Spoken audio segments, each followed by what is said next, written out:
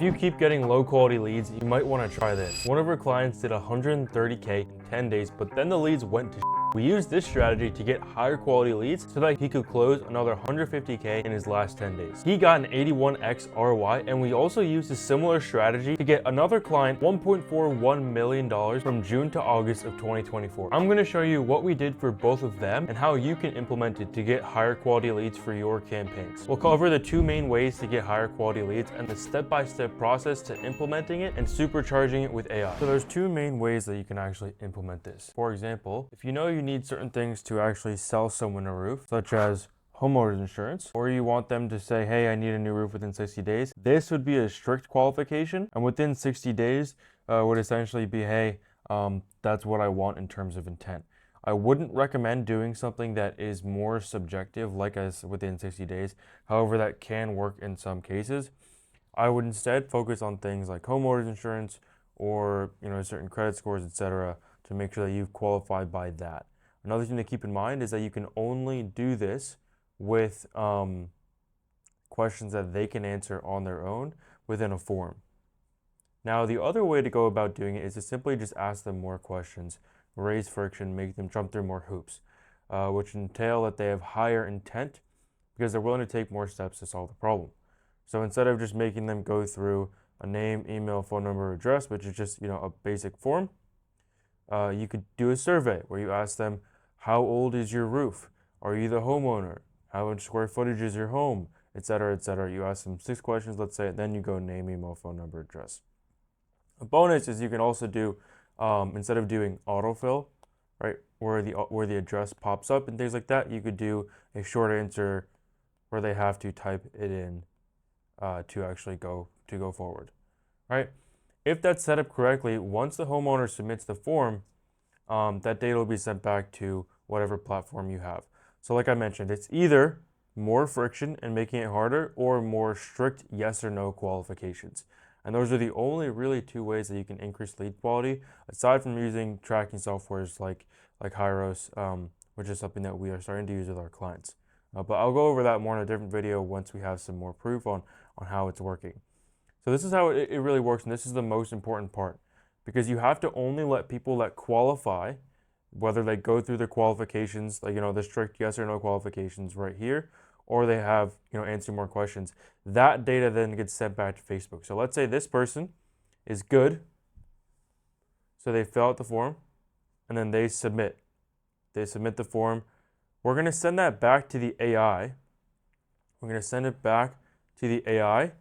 And then what that does is it then goes and finds more people like that person. It has all of this data that it's being used for billions of dollars that's spent on advertising. So they have a lot of data on the people that are on their platform, whether that be Google, YouTube, TikTok, Instagram, etc. And so what it can do is, as you can see, this person was red. Let's say Sally is red. She likes I don't know, whatever her interests are, then we say that, okay, there's these people that may be a little bit like her. There's these people that are, this person, this person, this person, this person, this person. They're completely different. So what the algorithm is going to do is going to say, hey, let's not spend our money on these people.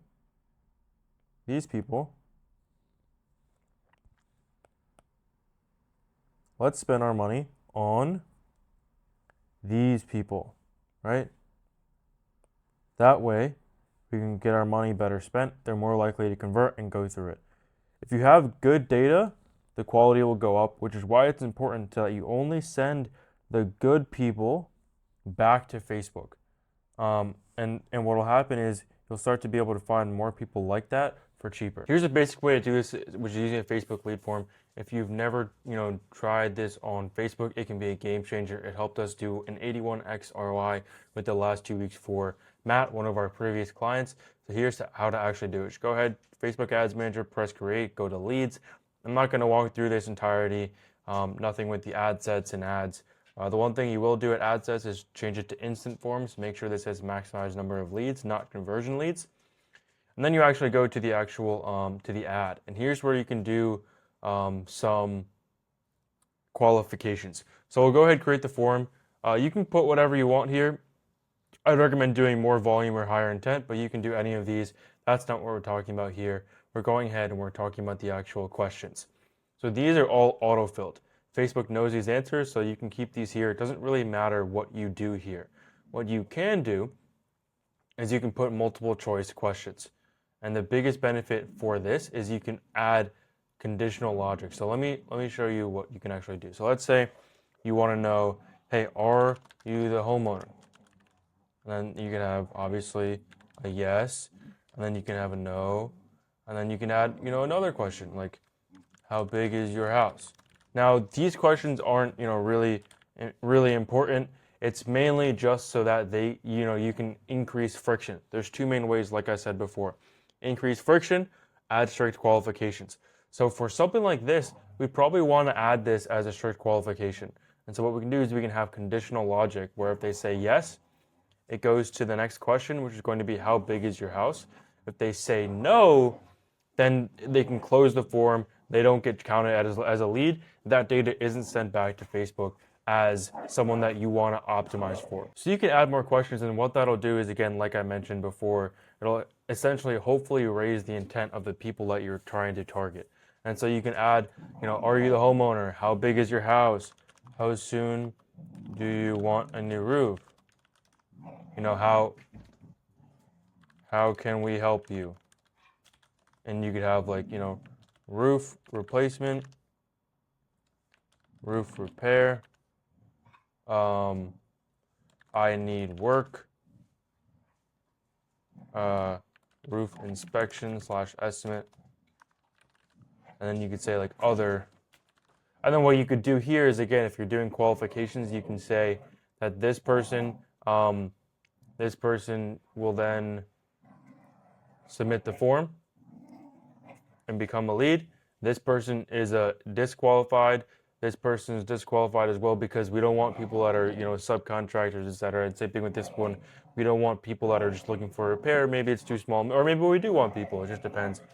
And these people are qualified as well. And finally, people that have other are going to be disqualified too.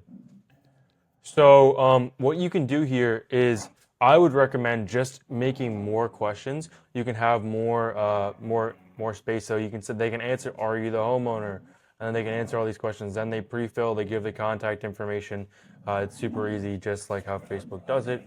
But you can have these questions or more or less to start increasing friction. I wouldn't hop in and start doing qualifications right away. The reason is it can be hard to know exactly what you need. But if you do know you need, hey, homeowner insurance, like we did with Matt, then in that case, yes, make sure you ask that question. If you can only deal with homeowners, then yes, ask that question. If you really know that you want someone to be within 60 days or less, like 60 days, and then we can say like more than 60 days, then what you can do is you can say, hey, these people are going to be unqualified, these people are going to be qualified, etc. And so it really depends on your exact business, and we customize this for like our clients based off of their specific offer, their area, what they're actually seeing. But I would start out with less friction, add more friction, and then maybe add in qualifying questions if it fits for you. Now, that's the beginner version. Here's a more advanced version that we're using with one of our clients, which is on a separate landing page, and I'll walk you through the full technical setup right here. So here's one of the landing pages we have for one of our clients. We asked them to do a full survey, where it's that kind of form. We increase more friction. They go through this full survey, put in their address, email, phone number, etc. And what this does is, like I mentioned, it raises the friction for someone to actually get through. And then that data is then sent back, and I'll show you how to implement that using the Facebook Pixel. This client, we helped do 1.41 million from June to August, and so this survey is working really, really well for them. And one thing to quickly keep in mind is that when you add the contact info here, that's still counted as an extra question, even though they can autofill it. However, over here, these are all autofill, and so the difference is that the contact info on a lead form, on a Facebook lead form, doesn't really count as a question. Whereas on a survey, it does. So I'm not going to show you how to build this landing page or the survey. So we're going to assume you have a landing page and means to build a survey. But I do want to show you on a separate page how we can go ahead actually implement the Facebook pixel so that we send the data back to the AI and it can continue to optimize. So here's a sample page here, nothing crazy, and I will just delete this here. So nothing crazy in terms of the actual landing page, but I want to show you the actual pixel and how we can do that. And so come to the Facebook Advanced Manager, go ahead and press create and go ahead and then go to any of your pixels that you have set up already. If you don't have one, you can press right here where it says connect data sources. You can press connect, you can press web, press next, and then you can name it whatever, pixel 1. Go ahead and press create. And then what you're going to do is you're going to wait for this to come up, and you're not going to do anything here. What you're going to do instead is you're going to press setup meta pixel. Setup meta pixel, you're going to press that, press install code manually. You're going to press copy code, and then you're going to go to your website and you're going to go to the header tag right here. So in Go High Level, if you use Go High Level, you can go right here. If you use WordPress, it's going to be somewhere different. Just look it up on YouTube. I don't have WordPress here, but I mainly want to show you how to get the code and put it in. You press save. Make sure you press save here. And now what that's going to do is you can see if the pixel is actually there. So if we check out this website, we can use something called a meta pixel helper. So this is a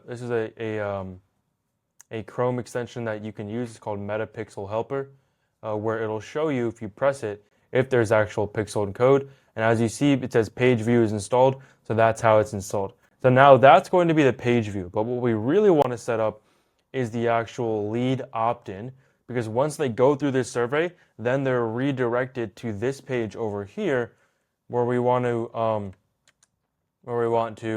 and this will be named the booking page. So this is a separate page. Separate page here. So this is a separate page here. This is the page that they go to book. Now, obviously, it's not built out, so don't keep in mind what's actually on the page. But this is where they get redirected to if they qualify. Right? So if they qualify, they go through the survey. Then what you do is you put the same code, and then what you're going to do is you're going to look up Facebook standard events. Facebook standard events. Now you can do different things. You could do lead. You could do submit application. So for this one, we're just going to do lead. You take this code, you copy it, you go back to your, right here, you go back to your landing page where the code is. Right where it says line 12, where it says page view, you paste the code that you just copied, you put it in, press backspace, make sure it looks exactly like this. You press save, and then what we're going to do is we're going to look at this page. I'm going to show you that's a little bit different. So as you can see, this is the original page, and there's one pixel code where it shows the actual page view. Then there's this one, which is the booking page. Now it shows two pixel codes, and then it says page view and lead. So we want it to be firing for lead. Then that data is then being sent back, and this is how you know that it's set up correctly. You use the meta pixel, pixel helper to help you see if it's set up. Now the next thing that you can also do is on these forms, you can qualify, you can customize to what you want to be. So for this one, for example, are you the homeowner? We want to make sure that yes, they are the homeowner. And then if they're not, we can disqualify after they submit. Same thing for this one. If they want to do new construction, or maybe you don't want repairs, then you disqualify after submit. And so you can add all of these different questions in here. So the way that it works is if they are disqualified, they'll just get a message. If they're qualified, then they go to the actual URL, this page, then the pixel event fires, it sends it back to the AI. The AI can then find more people like that. So we have a survey or a form on both pages. But the difference is that we either increase friction by adding more questions, or what we do is we have more questions, yes, but we make sure that they're qualifying with a hard yes or no to be disqualified or not. We typically use questions to get higher intent, but with Matt, one of our clients, we implemented strict qualifications because he needed people that had insurance. So this is what actually happened. In the first 10 days, he did 100K, and that was because everyone had insurance here. So it was good. The next 21 days, though, he had people that were coming through that didn't have insurance, didn't want to go through insurance. And so what we did is we took we implemented strict qualifications. We typically don't want to do this unless it's necessary. So we made sure that number one, they wanted a roof replacement or roof inspection. If they answered they wanted a roof repair, we said that they were not qualified. And same thing with homeowners insurance. If they said yes to homeowners insurance, then they're good. If they said no, then they're not qualified. We then sent that data back to the algorithm, back to the AI. And then what that did is it started finding more people that had insurance, etc. And then in the last 10 days, that led to over 150K in sales. Again, optimized system had an 81x ROI in this time period when we were using the AI to our favor with these qualifications up top. And so this is our favorite way to use the qualifying specifically when we do have a strong offer like we did with Matt, because he was using something called the perils deductible, which means that it was as max $2,500 for a new roof. Max $2,500 for a new roof. So the offer we used was $1,000 for $1,000 roof. You know, as low as $1,000 roof. So it's a strong offer, but it can also get the wrong people. You know, these people are good, but these people are not good. So we want to make sure that we train the algorithm on who to target, who not to target, especially when you're using a stronger offer. So we like to use strict qualifications when we do have that kind of offer, just so that we're making sure we're not attracting people that maybe can't afford a roof, who think it's a gimmick, but maybe more so people that just want to save a little bit of money, don't want the headache, etc. So if I was doing a stronger offer like this one, I would possibly consider strict qualifications. But again, we're very hesitant to add any friction. We only do it when it's absolutely necessary, like in this case where he went from 100K to selling basically nothing the next 3 weeks, and then ultimately led to selling another 150K in the last 10 days, because again, everyone had insurance that he was talking to after we implemented those qualifications. If you're a roofing business doing $1 to $20 million a year, I highly recommend looking into a more advanced setup with this tracking software called Hyros, which should be able to increase your ROI from online sources by at least 20%, if not 50 to 100%. Basically, it gives you a lot more visibility, which is very useful. Data is everything, I'm sure, as you guys know. But that's the basic setup that you can use, set up within a couple hours max, so that you can start getting higher quality leads this week.